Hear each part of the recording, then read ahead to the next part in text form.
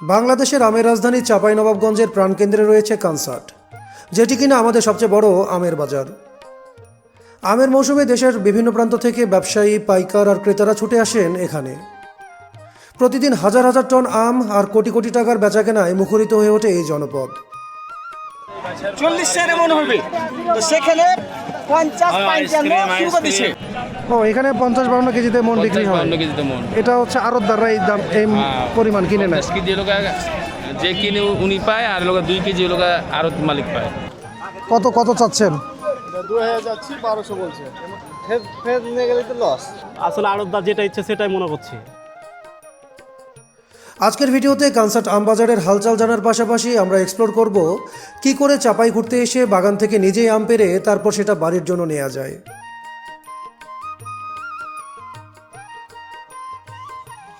এখানে ইন্টারেস্টিং ব্যাপার হচ্ছে, দেখেন ওই যে ওই পাশে প্যাকেজিংয়ের কাজ চলছে, আর এই যে এখানে গাছ থেকে আম পাড়ার কাজ চলতেছে।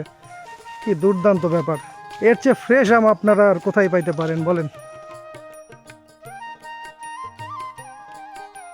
সেই সাথে সীমান্তবর্তী কিছু এক্সক্লুসিভ জায়গার সন্ধান তো দেবই। 5:09 বাজে এখানে। পাশে আবার এক কাকা আছে, জিজ্ঞেস করলাম, ওনার ঠিকই 5:39 দেখাচ্ছে। মানে এখানে ঘড়িতে কারো ভারতের টাইম শো করতেছে, কারো বাংলাদেশের টাইম শো করতেছে।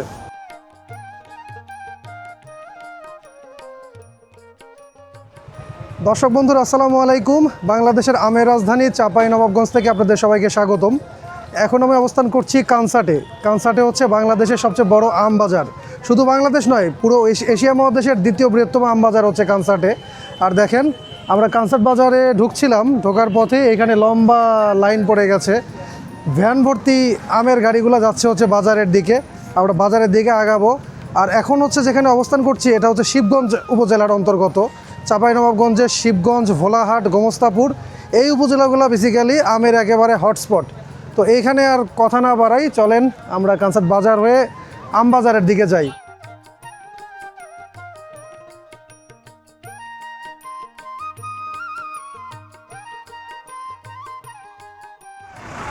এই লিচুগুলা কোথাকার? স্থানীয় কানসাটের লিচু। বাবা, আমের কারণে কিন্তু লিচু এখানে চাপা পড়ে গেছে। কিন্তু দেখেন, লিচুর কালার খুব ভালো লাগতেছে। খাইতে কেমন? কি এটা কোন জাতের? বোম্বাই লিচু। চায়না 3 এখানে হয় না? না, আচ্ছা, চায়না 3 একটু পরের দিকে আসে। তবে লিচুর কালার ভালো এখানে। বাজারটা কোন দিকে ভাই? আম বাজার কত দূর হবে? আচ্ছা, বুঝতে পারছি। ওকে, যেটা বললো যে ভাই এটা পুরোটাই বাজার। আসলে এখানে রাস্তার উপরে থেকেও কেনা বেচা হয়, কিন্তু বড় একটা হাট মতো এরিয়া আছে। আমরা ওই দিকে যাবো। হৃদয়, এই পাশে পার হয়ে নিয়ে আসো। এই যে দেখেন, আম বোঝাই সব ভ্যান ঢুকে যাচ্ছে বাজারের দিকে।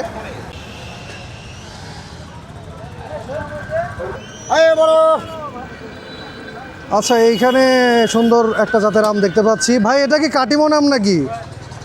কাটিমন আম নিয়ে যাচ্ছে। কাটিমন তো অসময়ের আম, এটা তোমরা সিজনে নিচ্ছ, দাম তো কম পাবা ভাই। আচ্ছা, আম পেকে গেছে, গাছে তো রাখার উপায় নাই। তবে এই সময় মুকুল ফেলে দিলে কাটিমনটা বছরের অন্য সময় ভালো দামে বিক্রি করা যায়। কোন জাতের আম? হিমসাগর, মানে খিরসা। চাঁপাইনবাবগঞ্জের একদম ট্রেডমার্ক আম যেটা। আজকে দাম কেমন যাচ্ছে? এটা কি চাচ্ছেন না বিক্রি করছেন অলরেডি? আসসালামু আলাইকুম, কেমন আছেন? আপনি কি মানে ভ্যান চালক নাকি আম চাষি? ও আচ্ছা, এটা কি জাতের আম নিয়ে আসছেন? আম্রপলি। আম্রপলি এখানে পাড়া শুরু হয়ে গেছে।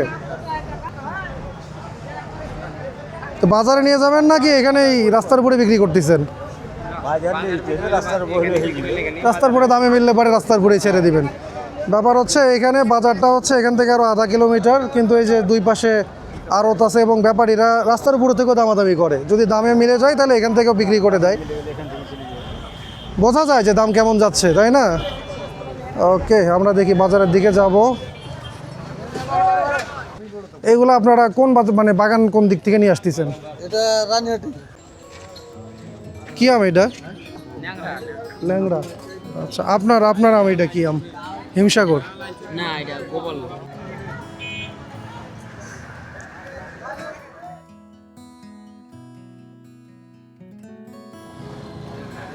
যেহেতু আমের বাজার, আম নেই এখানে কর্মযজ্ঞ। দেখেন এই যে বাগান থেকে আম পাড়ার জন্য যে কোটাগুলো ব্যবহার করা হয় সেইগুলা একেবারে বিশাল লম্বা লম্বা সব কোটা এখানে সাজায় রাখছে। আপনার দোকানে এটা কত দাম দর কেমন যায় কোটার? 240, 280, 200, 180। এটা উচ্চতার উপরে, কোয়ালিটির উপরে না? 200 থেকে 300 টাকার মতো দাম হয়। সৌন্দর্য, কোয়ালিটি, উচ্চতা অনেক কিছু এখানে প্রভাবক হিসেবে আছে। কোথায় থেকে বাঁশ নিয়ে আসেন?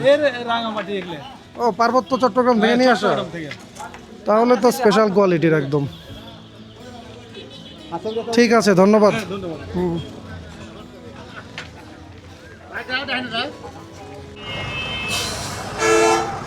পুরা রাস্তা দেখেন একেবারে ব্লক হয়ে আছে। অনেকক্ষণ হলো গাড়ি ঘোড়া এখানে নড়তেই দেখতেছি না। এটা হচ্ছে সোনা মসজিদ স্থলবন্দরের সাথে কানেক্টেড রাস্তা। এই যে বড় বড় ট্রাকগুলো দেখতেছেন সেইগুলো হচ্ছে ভারতীয় পণ্য সোনা মসজিদ স্থলবন্দর হয়ে যেগুলো বাংলাদেশে আসে, সেই পণ্যগুলো আবার বিভিন্ন বাংলাদেশের বিভিন্ন প্রান্তে ডেলিভারি করার জন্য এই ট্রাকগুলো যাচ্ছে। সো এই রাস্তাটা এমনিতেই অনেক জমজমাট রাস্তা, তার মধ্যে এখন আমের ভিড়, তাই না? এতে মনে করেন এই রাস্তা সবসময় স্থবির দেখতেছি, গাড়ি ঘোড়া চলতেই যায় না, এমন একটা অবস্থা। এখন মনে করেন যে প্রচুর ভিড় হবে এখন সিজন যে।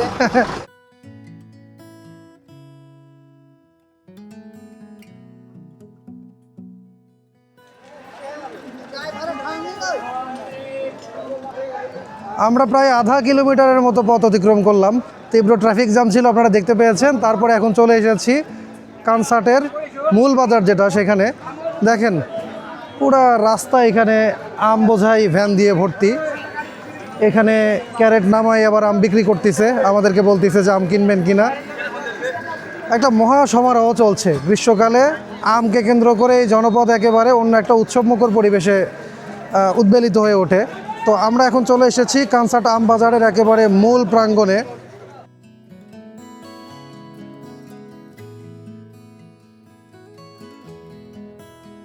এখানে একদম যে সামনে মুভ করে আপনাদের ভিডিও করে দেখাবো সেই উপায়টা কম, কারণ চলাচল করার অবস্থা নাই। এখন হচ্ছে 11টা, সাড়ে 11টা বাজে। বাংলাদেশে তো বটেই, পুরো এশিয়া মহাদেশে কনসার্টের চেয়ে বড় আমের বাজার আছে আর মোটে একটা। সেটা হলো ভারতের অন্ধ্রপ্রদেশের নুন্না ম্যাঙ্গো মার্কেট। আমের ভরপুর মৌসুমে প্রতিদিন হাজার হাজার টন আম কেনাবেচা হয় এই কনসার্টের আমের বাজারে। এখানে কিন্তু একটা সিস্টেম আছে, কেউ দাম জোরে বলে না, আমের উপরে লিখে দিচ্ছে দাম। তিনি কত দাম দিতে চাচ্ছে সেটা হয় কানে কানে বলে, নয়তো আমের উপরে লিখে দেয়। আম বাজারে এখন ভাই একেবারে টান টান একটা পরিবেশ বিরাজ করতেছে। কারোর সাথে যে ইন্টারভিউ নিব সেই অবস্থা তাদের নাই। 11টা থেকে 3টা এই সময় হচ্ছে বাজারের সবচেয়ে জমজমাট সময়। আম যারা চাষি তারা আম নিয়ে এসেছেন, ব্যাপারীরা আম কিনতেছেন, দাম আজকে একটু বেশি, একটা টান টান পরিবেশ বিরাজ করতেছে। বেশিরভাগ ভ্যানই দেখেন আটকে আছে, আম কিন্তু খালাস করতেছে না, কারণ দাম আজকে বেশি চাওয়া হচ্ছে। আম চাষিরা গত কয়েকদিন হলো এখানে আসি, শুনতেছি যে দাম নাই দাম নাই। আজকে বোধহয় এখানে একটা স্ট্রাইক করে ফেলছে যে এই দামে বিক্রি করব, না হলে বিক্রি করব না। দেখেন এখানে ভ্যানে এগুলা কি আম ভাই, কি আম নিয়ে আসছেন? এগুলা কোন জাতের আম? বাড়ি 4। সাইজ দেখে আমার মনে হচ্ছিল যে এটা তো চাপায়ের যে আমগুলো আমরা দেখি সেরকম না। বাড়ি 4 আম নওগাঁর দিকে বেশি চাষ হয়। এদিকে ক্যারেটে করে আম নিয়ে আসছে, আবার ঝাঁকাতে করে আম নিয়ে আসে। ঝাঁকাতে কয় মন করে আম আটে একটা ঝাঁকাতে? 2.5 মন আম হচ্ছে আপনার একটা ঝাঁকাতে এখানে হয়। এইটা কি ব্যানানা ম্যাঙ্গো নাকি? ও আচ্ছা, বাড়ি 4 ব্যানানা ম্যাঙ্গো। এইগুলো তাহলে চাপের দিকে এখন চাষ হচ্ছে। আর এটা কি হিমসাগর? কালীভোগ। কত রকম আম যে আছে ভাই, এত নামও জানি না। প্রথমেই বলে রাখি, আমি খুব একটা আমের জাত চিনি না, এজন্য বারবার জিজ্ঞেস করে আমের নাম শুনে নিচ্ছিলাম। এতে হয়তো আপনারাও নতুন কিছু ভ্যারাইটির সাথে পরিচিত হতে পারবেন। চাপায়ের আম, বিশেষ করে হিমসাগর, ল্যাংড়া ও ফজলি, বর্তমানে যুক্তরাজ্য, ইতালি, জার্মানি, মধ্যপ্রাচ্য, যুক্তরাষ্ট্র সহ অনেক দেশে রপ্তানি হচ্ছে। সম্প্রতি চীনের বাজারেও প্রথমবারের মতো বাণিজ্যিকভাবে বাংলাদেশের আম প্রবেশ করেছে, যা দেশের আম শিল্পের জন্য নতুন সম্ভাবনার দুয়ার খুলে দিয়েছে। রুই মোরা ভাই, কত রকম আমের নাম যে এখানে। এই রুই মোরার নাম আমি আমার লাইভে প্রথম শুনলাম কাকা। গুটিও বলে এটাকে না? গুটির মধ্যে তো অনেক জাত আছে। কি অবস্থা? আসসালামু আলাইকুম। ওয়ালাইকুম সালাম। আপনার নাম? মোহাম্মদ মুখলেসুর রহমান। এটা কি আম নিয়ে দাঁড়ায় আছে? ন্যাংরা। ল্যাংড়া তো চাপাইয়ের একেবারে ফেমাস আম। কয়টা পর্যন্ত থাকে আম? আপনার যখন আম থাকবে আসা তোমার ঠিক নাই, আম থাকলে আম আসলে বিক্রি হবেই। হবে। এই বাজারটা বছরের কোন মাস থেকে শুরু হয়? এটা সঠিক বলতে পারছি না। এটা কি মাস থেকে আছে? হ্যাঁ, জ্যৈষ্ঠ মাস থেকে। শ্রাবণ মাস পর্যন্ত চলে, শ্রাবণ। ওকে, ভাদ্র মাস পর্যন্ত। ভাদ্র পর্যন্ত চলে। শেষের দিকে কোন কোন আম আসে কাকা?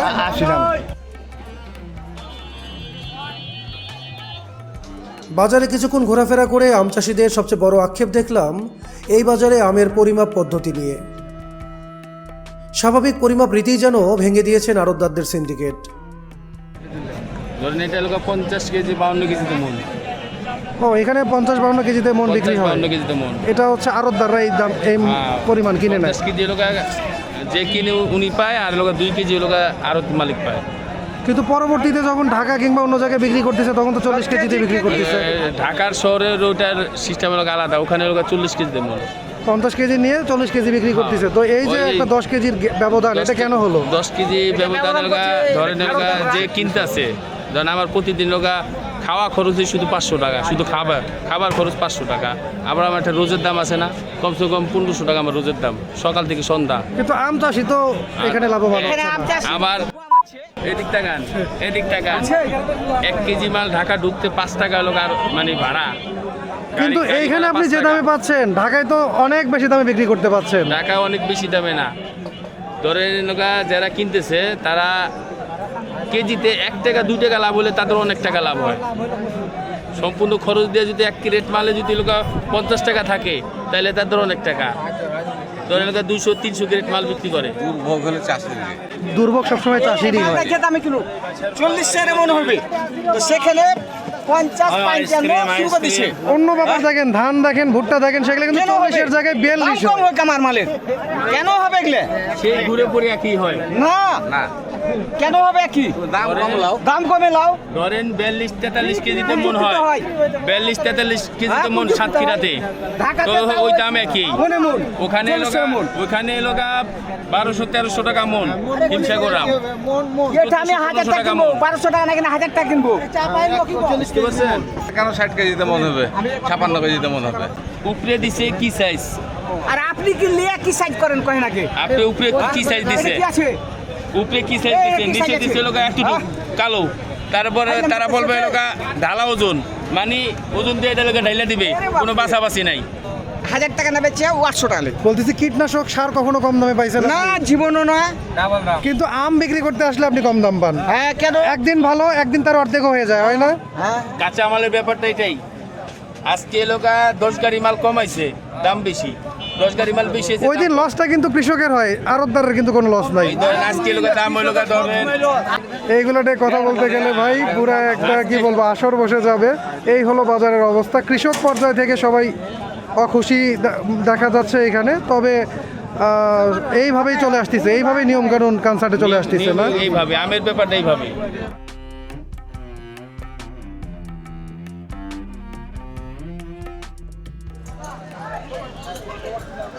আপনার তো বাজারে আসতে দেরি হয়ে গেল ভাই। বিক্রি হয়ে গেছে? ও, আজ রাস্তা থেকে কিনে নিয়ে আসলো নাকি? এখানে বিক্রি করছিলাম, আমি যাবো। ও, এটা কি জাতের আম এত ছোট? গুটি, যেটার নাম নাই সেটাই গুটি নাকি? এটা কই নিয়ে যাচ্ছে এখন? আড়ত নিয়ে যাবো। আড়তে, ওকে। এখান থেকে বেচাকেনা শেষ, এটা এখন যাবে হচ্ছে আড়তে। এই পাশের আমগুলো আবার দেখেন বিশেষ যত্নে রাখা হয়েছে, আলাদা করে এখানে পেপার দিয়ে আলাদা করে লেয়ারিং করা হয়েছে।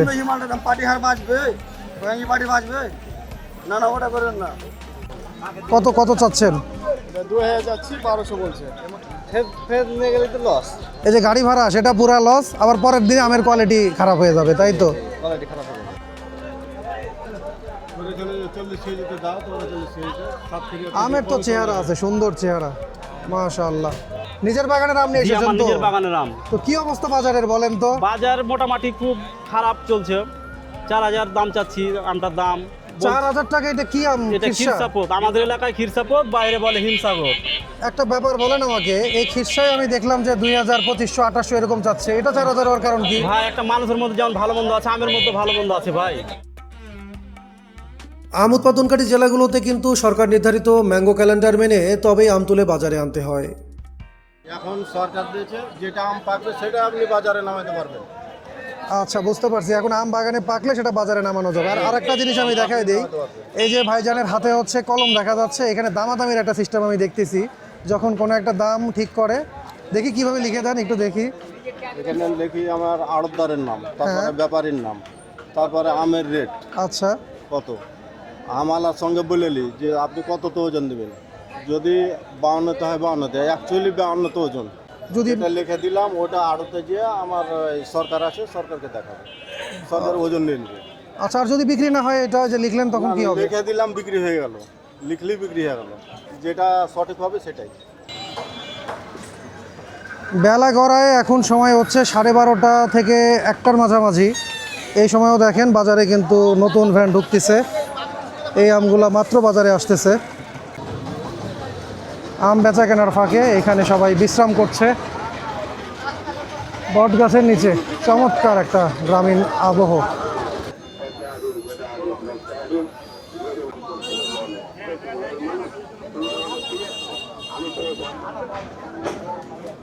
আম বাজারে যেরকম ভিড় ভাই, এখানে তো কিছুক্ষণ থেকে আমার নিজেরই ক্ষুধা লেগে গেছে।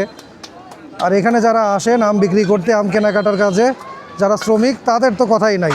আর তাদের ক্ষুধা নিবারণের জন্য আছে এই বাজারে এরকম কয়েকটা দোকান। এখানে এটা কালাই রুটি বানাচ্ছেন না? চাপায়ের একেবারে অথেন্টিক কালাই রুটি। দেখেন, চালের আটা মাসকালাই ব্যবহৃত হয় না?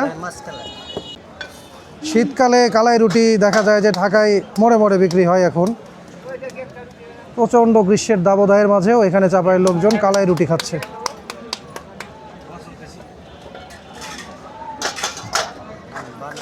পুরো রুটিটা হাতের উপরে বানানো হয় না? জি, এই যে দেখেন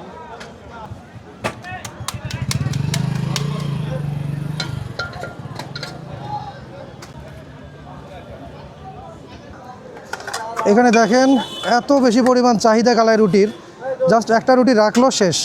কালাই রুটি কত করে বিক্রি করেন? 30 টাকা পিস। 30 টাকা করে। একটা খাইলেই মোটামুটি পেট ভরে যায়। হাঁসের মাংস, হাঁসের মাংস আছে? দেখি হাঁসের মাংস কই? হাঁসের মাংস ছিল। হাঁসের মাংস শেষ পিস হচ্ছে ভাইয়ের রিজিকে গেছে। এটা আমাদের ইচ্ছা ছিল, কিন্তু হাঁসের মাংস ছাড়া এখন আর কালাই রুটি ট্রাই করব না। এখানে দেখেন হাঁসের গ্রেভি, এটা না ঝোল, আর সাথে হচ্ছে এটা কি মরিচ ভর্তা, শুকনা মরিচ, আর ওইটা হলো কাঁচা মরিচ। এখানে এত গরমে আর কালাই রুটি খেলাম না, আছি যখন এদিকে, পরে এক সময় চেখে দেখা যাবে।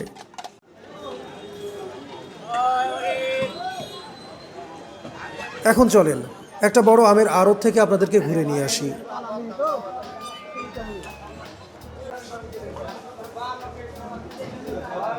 আম কেনার পর ব্যাপারীরা আম নিয়ে আড়তে আসছেন।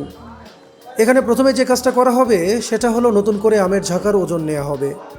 আগের ওজন তারা গ্রহণ করবেন না।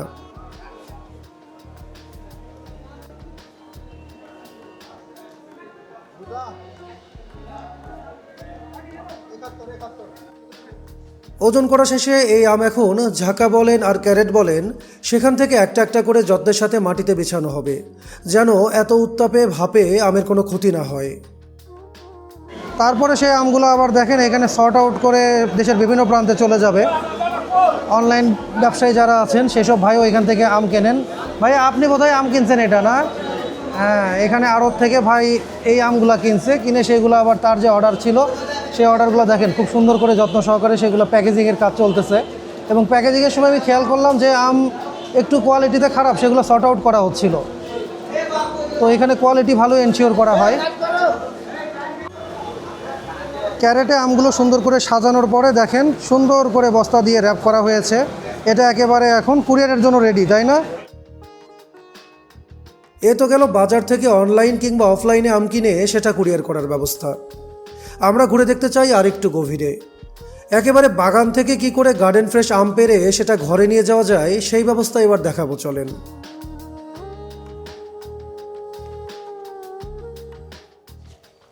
কানসাটের বৃহত্তম আমবাজার ঘুরে আমরা শিবগঞ্জ উপজেলা সদরের দিকে চলে আসছি।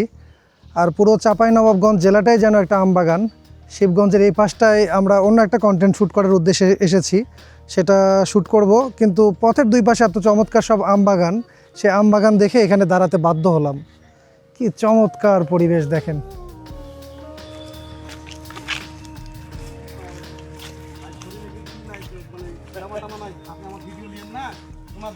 আচ্ছা আসসালামু আলাইকুম ভাই। ওয়ালাইকুম আসসালাম ভাই, ভালো আছেন? হ্যাঁ আছি আলহামদুলিল্লাহ। কি অবস্থা? এই তো ভাই আমের কাজ চলছে, অতিরিক্ত গরম ভাই, তাপমাত্রা খুব কড়া ভাই, থামা যায় প্রচন্ড না। গরম। আপনারা তো কাজ করতে করতে ক্লান্ত, আমরা ঘুরতে ঘুরতে ক্লান্ত হয়ে যাচ্ছি মনে জি করেন। ভাই, জি জি। ভালো হবে ভালো হবে। এটা কি আম আপনারা প্যাকেজিং এটা করছেন এটা এখন? হিমসাগর আম, হিমসাগর। একেবারে চাপায়ের ট্রেডমার্ক আম যেটা, তাই না? জি ভাই, জি জি। এই আমটা এই বাগান থেকেই পারছেন না এগুলো? এই যে গাছ দেখছেন না, এই গাছ থেকে। গাছ থেকে দেখেন এই গাছের একেবারে আম। ফ্রেশ আম পাড়ার পরে এগুলো প্যাকেজিং হচ্ছে। জি, জি, কোথায় ভাই। পাঠাবেন এগুলা? জি, হ্যাঁ হ্যাঁ, কোথায় যাবে এগুলো? এটা যাবে সিলেট যাবে। সিলেট। এই বাগানটা কি কোনো ফাউন্ডেশনের আন্ডারে নাকি এখন? না না, এটা মানে আমরা কিনে নিয়েছি, আমরা ব্যবসা করি বাগানে। বুঝতে পারছি, আপনারা এই বাগানটা সিজনের আগে কিনে নিছেন, এখন পুরো সিজন আপনারা দেখাশোনা করবেন, এটাই হচ্ছে চুক্তি, তাই তো? গ্রীষ্মকালে চরম গরম উপেক্ষা করে একবার চাপাই রাজশাহীর দিকে এসেই দেখুন না, তারপর এভাবে বাগানে ঘুরবেন আর আম খাবেন, সেই সাথে একেবারে বাগান থেকে নিজের চোখের সামনে আম পেড়ে নিয়ে যাবেন বাড়ির জন্য। এখানে ইন্টারেস্টিং ব্যাপার হচ্ছে দেখেন, ওই যে ওই পাশে প্যাকেজিংয়ের কাজ চলছে, আর এই যে এখানে গাছ থেকে আম পাড়ার কাজ চলতেছে। কি দুর্দান্ত ব্যাপার! এর চেয়ে ফ্রেশ আম আপনারা আর কোথায় পাইতে পারেন বলেন? এই যে পাচ্ছি আমি। দেখি দেখি দেখি ব্যাপারটা কতটা এক্সাইটিং একবার চিন্তা করেই দেখুন না।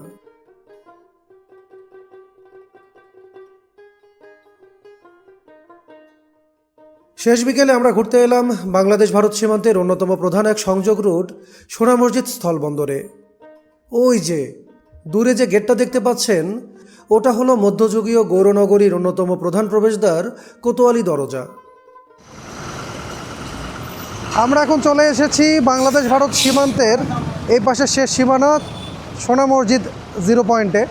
এই যে দেখতে পাচ্ছেন ট্রাকের লম্বা লাইন, পেছনে অনেক দূর থেকে শুরু হয়েছে। এই ট্রাকগুলো হচ্ছে ভারত থেকে পণ্য নিয়ে বাংলাদেশে এসেছিল, পণ্য খালাস করে এখন ভারতের দিকে ঢুকে যাচ্ছে।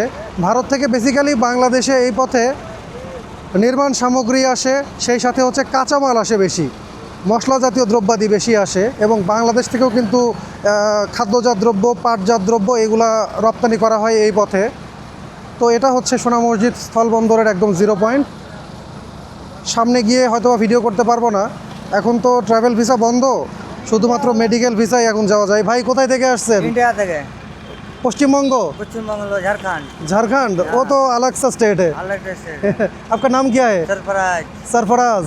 ও, সরফরাজ ভাইয়ের সাথে এখানে দেখা হলো। আপনি কি ট্রাকের সাথে এসেছিলেন নাকি? কি মাল নিয়ে আসছিলেন? प्राइवेट ले से जी। प्राइवेट गिट्टी। পাথর লেকে আয়া থা। পাথর নিয়ে আসছিল। এই পথে আসলে পাথর নিয়েই বেশিরভাগ ট্রাক এখানে আসে। बांग्लादेश में सोना मस्जिद पोर्ट में घुसे आप कहाँ का लोग बंगाली है? है। বাংলাদেশি है। তো বাংলাতে কথা বলেন।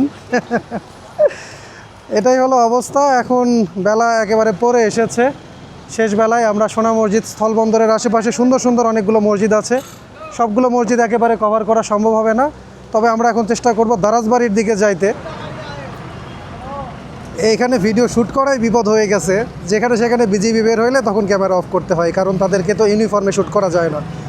ওই পাশে ভারতের যে বর্ডার অংশ সেটার নাম হচ্ছে মহদীপুর, আর এখান থেকে কত 18-20 কিলোমিটার গেলে হচ্ছে মালদা শহর।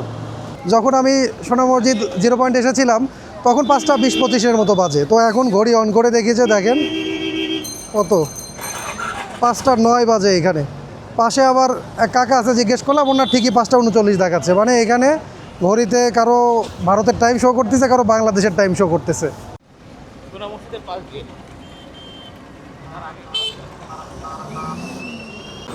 বিকেলের দিকে আসলে এই রাস্তায় রাশ একটু বেশি হয়, 6টা পর্যন্ত বর্ডার খোলা থাকে, আর বিকেলের দিকে হচ্ছে ট্রাকগুলো যে ইন্ডিয়া থেকে আসে মাল আনলোড করে তাদের ফেরার তাড়াটা থাকে।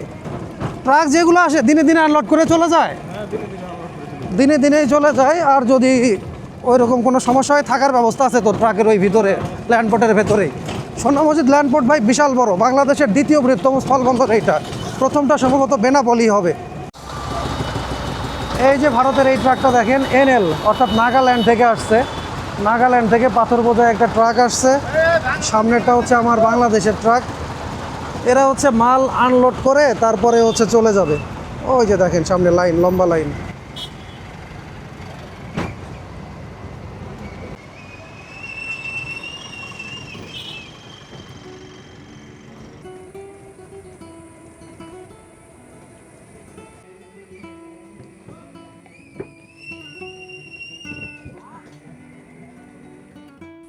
আম বাগানের ভেতর দিয়ে গা ছমছমে পরিবেশে আমরা কিছুক্ষণ পথ চলে এখন চলে এলাম হচ্ছে দারাজবাড়ি মসজিদে। এই মসজিদটা আগে যে কি বিশাল একটা স্থাপত্য ছিল, এটা কিন্তু এখানে এসে আপনারা যদি একটু এক্সপ্লোর করেন তাহলে বুঝতে পারবেন। যদিও এখানে এখন আর নামাজের ব্যবস্থা নাই, মসজিদটা একেবারে ধ্বংসাবশেষ এখানে টিকে আছে এখন, উপরে কোনো ছাদ নাই, কিন্তু এটার গায়ে এখনও নকশা টেরাকোটা এগুলো আছে, আগের সেই পিলারগুলো আছে। সব কিছু মিলে আপনারা অনেক আগের যে হিস্ট্রি আছে সেটা ফিল করতে পারবেন দারাজবাড়ি মসজিদের এখানে এলে।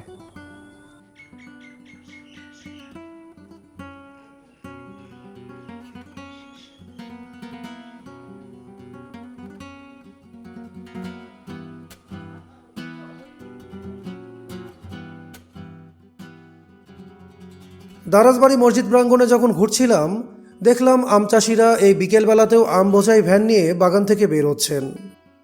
বাংলাদেশ সরকার তো বাকি সরকার হয়ে গেছে আমের দাম পাচ্ছেন না ঠিকঠাক, না। যে পরিমাণ পরিশ্রম এবং অর্থ গেছে ওই অনুযায়ী রিটার্ন আসতেছে না। একটা বাগানে 5 লাখ টাকা ক্যাশ দিয়েছি, সেখানে পাচ্ছি 50,000 টাকা। বীজ খরচ জুটে না। আর বাংলাদেশে বীজ একটাও ভালো নয়, আর বাইরের বিষয়ে সব দাম বেশি। আর বাইরের বীজের দাম বেশি। বাংলাদেশে বীজ তৈরি করছে গরুর মুখ দিয়ে। হ্যাঁ হ্যাঁ, সবার কি একটা আক্ষেপ। কি আম নিয়ে যাচ্ছেন এইগুলা? হিমসাগর। কানসাটে যাবে না? কানসাটে নিয়ে যাবেন?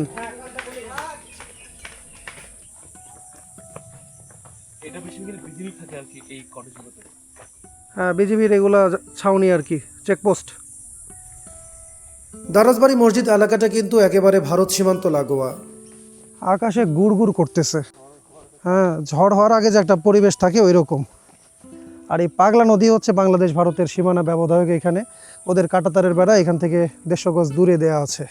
আমরা যখন এর আগে আসছিলাম এখানে ভাইয়া, তখন কিন্তু এই গাছগুলো, এই আম গাছগুলো ছিল না আর কি। এখন অনেকগুলো আম গাছ দেখতেছি আমরা। তখন আম গাছগুলো ছোট ছোট গাছ ছিল, যার কারণে হচ্ছে দূরের বর্ডারটা দেখা যেত। হ্যাঁ, আমারও সেটা মনে পড়তেছিল। আমরা বোধহয় এই পাশে কাঁটাতারের বেড়া দেখেছিলাম গতবার, তাই না? হ্যাঁ, তখন কৃষকরা কাজ করতেছিল, ওটাও দেখা যাচ্ছিল আর কি। এখন তো সন্ধ্যা হয়ে গেছে, এই জন্য কৃষকগুলো আর নাই আর কি। না হলে দুই পাশের কৃষক একসাথেই দুই পাশে নদীর এপার ওপার কাজ করে। আকাশের অবস্থা দেখেন, যখন তখন তেরে ফুড়ে ঝড় চলে আসবে। ওই যে ওইখানে হচ্ছে ভারতের একটা ব্রিজ দেখা যাচ্ছে। ভিডিওটা শ্যুট করতেছি যখন, আবহাওয়া কিন্তু হুট করে আরো একটু খারাপ হয়ে গেল যেন।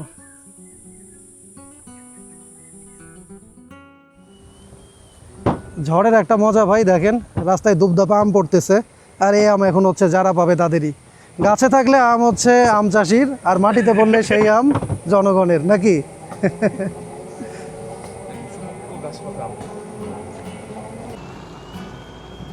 আল্লাহ মাফ করো।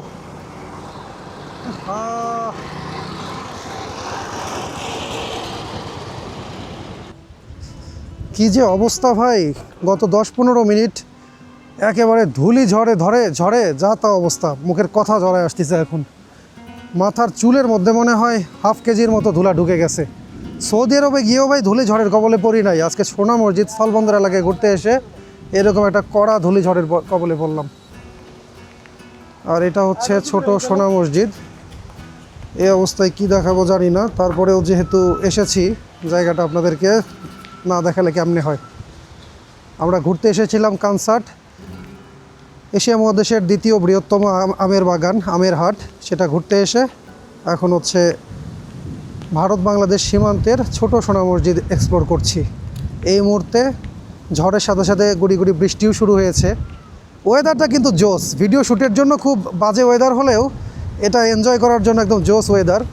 আর আমাদের স্বাধীনতা যুদ্ধের 7 বীরশ্রেষ্ঠের একজন, বীরশ্রেষ্ঠ শহীদ ক্যাপ্টেন মহিউদ্দিন জাহাঙ্গীরের সমাধি রয়েছে এখানে। আসসালামু আলাইকুম আলাল কবরে।